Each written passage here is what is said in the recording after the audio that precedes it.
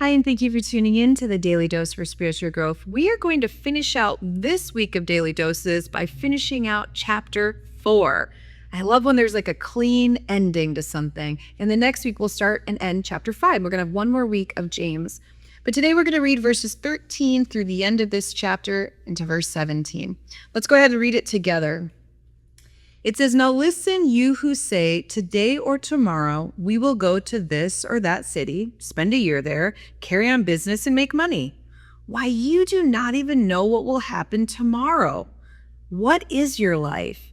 You are a mist that appears for a little while and then vanishes.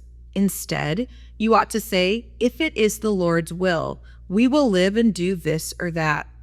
As it is, you boast in your arrogant schemes. All such boasting is evil. If anyone then knows the good they ought to do and doesn't do it, it is sin for them." What is he talking about?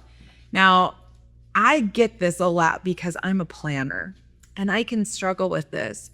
He's talking about getting so focused on the temporary world we live in that we begin to kind of build up our kingdoms here instead of keeping our eyes focused on Jesus. What I mean by that is this: he's using the example of people planning in business ventures, having these plans and strategies and planning out everything that they're going to do. But the thing that they've forgotten is God. They've forgotten to include God in their plans.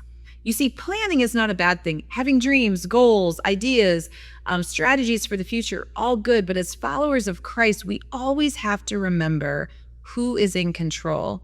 This is really a great ending to this theme that we've talked about this week about wisdom and friendship.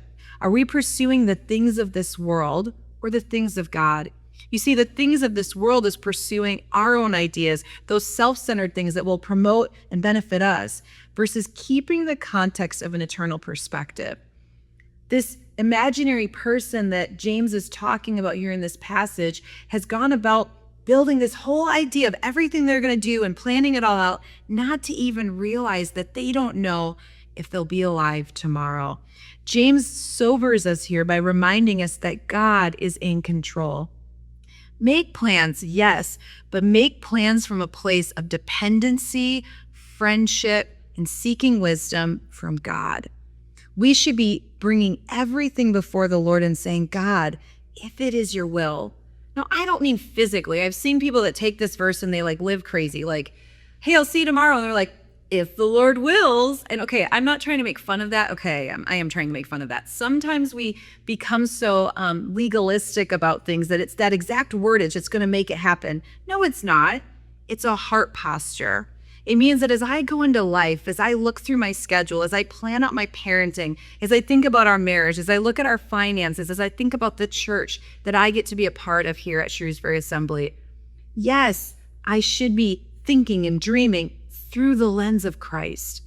I should be having conversations with God in friendship. I should be seeking God's wisdom, advice, and insight because He knows what is to come. You see, I can make plans all day long, but what does that matter if I exclude God from them? As we go to God, we should lay our plans before Him and trust Him and remember that He is in control. To finish out this whole chapter, this final verse is very interesting, maybe something you haven't considered before. Verse 17 says, if anyone, that means you and I, knows the good they ought to do and doesn't do it, it is a sin for them. You know, often we talk about the sins we commit, the things that we shouldn't do that we do. This is talking about the opposite of that. This is talking about the things that we should do that we choose not to do. And in the context of what we discussed, it's saying it's a sin if you choose to live your life without seeking God first. It's a sin if you make your plans and you exclude God from them. We need to pursue God. Remember a few days ago, draw near to God and He will draw near to you. That's a command in the Bible. That means if we're not doing that, then we're sinning. Now, you're like, whoa, Sarah, this is crazy. How much sin are we facing? There's sins. Yeah, that's why we need a Savior. This is not to overwhelm us. Remember just a day or two ago, there's more grace available. This is why it's so incredible, the grace of God. that he covers a multitude of sins. But at the same time, once you know, now you know. You can't hide yourself from the truth. God is in control. God is sovereign. God is on the throne. Are we living as though we believe that to be true? And so as we close out this week today, I want to challenge you to realize, as you think about your dreams, your goals, your plans for the future, is God in and throughout all of them? Are you trusting God, or are you planning apart from God? Because ultimately, God is in control. Are you allowing him to be in control of you? Hey, I want to thank you so much for tuning in this week. I really want to invite you out to Shrewsbury Assembly tomorrow. Pastor Nabil is actually going to be finishing our series called This Is Only a Test. You're not going to want to miss it. But if you can't, you can always catch it online later. Otherwise, I'll see you Monday for another daily dose for spiritual growth.